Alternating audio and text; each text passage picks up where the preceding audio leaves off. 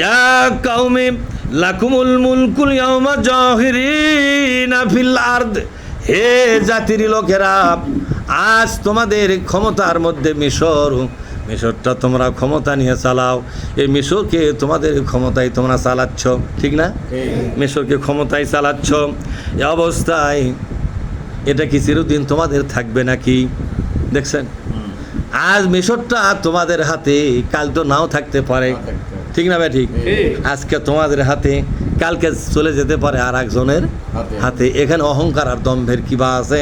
নিজের রাজনীতির স্বার্থে মানুষ বলি দেওয়া লাগবে কেন? কি সুন্দর যুক্তি দিচ্ছে। নিজের রাজনীতির স্বার্থে নর বলি দেওয়া লাগবে কেন? কেন হত্যা করা লাগবে? হাসিনা যত লোক হত্যা করেছে কার স্বার্থে? দেশের স্বার্থে না, ওর রাজনীতির স্বার্থে।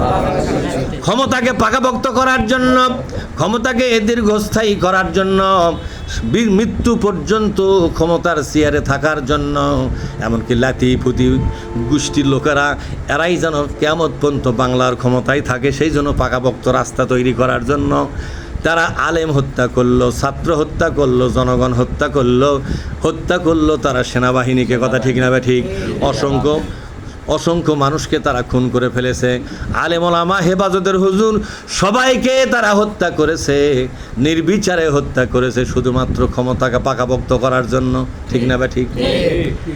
হামাইয়ানসুরুনা মিন বাসিল্লাহি ইন জাআনা, আমরা যদি বিপদের মধ্যে পড়ি আল্লাহর পক্ষ থেকে, আল্লাহর ওই দেওয়া বিপদ থেকে আমাদের কে বাঁচাবে? সে ভয় দেখাচ্ছে। আপনি যদি মুসাকে হত্যা করেন, মুসার লোকদেরকে হত্যা করেন, মুসার রব যদি সত্য রব হয়ে থাকে, তাহলে কিন্তু বিপদ একটা আসবেই। আল্লাহর দেওয়া বিপদ আপনি কিন্তু ঠেকাতে পারবেন না। দেখছেন ফেরাউনের মুখের সামনে কি ওয়াজ হচ্ছে, এটি বলেন তো? জামাত ইসলামী, ইসলামী ছাত্র শিবির এই ওয়াজটা কি সব জালেমের সামনে করে নাই? মসজিদে আমরা করি নাই? সবাই বলেছি, কিন্তু ওরা গুরুত্ব দেয়।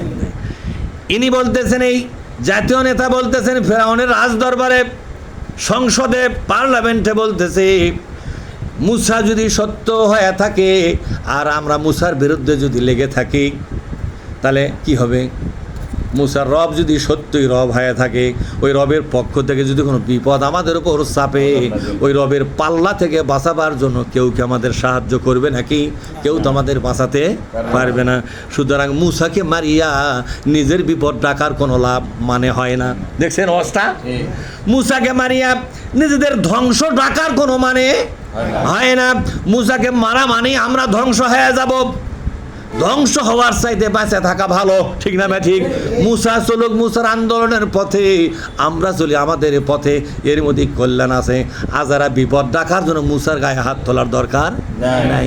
এই কথা কি আওয়ামী লীগকে অনেক লোক বুঝায়নি? বলেন তো বুঝায়নি? সারা দুনিয়া থেকে বলেছে সাইদি সাহেবকে মেরো না, তাকে ছেড়ে দাও, বলছে কিনা জোরে কন?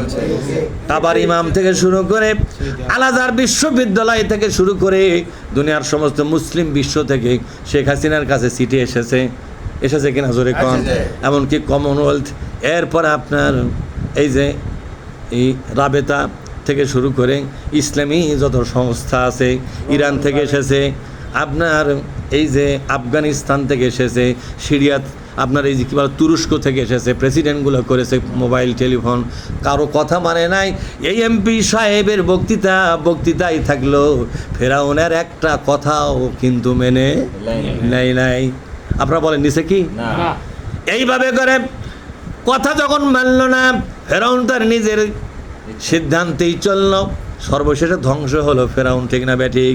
শেখ হাসিনা যখন আলেম ওলামা হত্যা করা শুরু করলো, এই দুনিয়ার কারো পরামর্শই শোনে নাই, নিজের গতিতেই চলেছে, শেষে দরিয়াত যায়া পড়েছে। ধ্বংস হচ্ছে কিনা জোরে কোন? মিল হয় কিনা? কি সুন্দর মিল।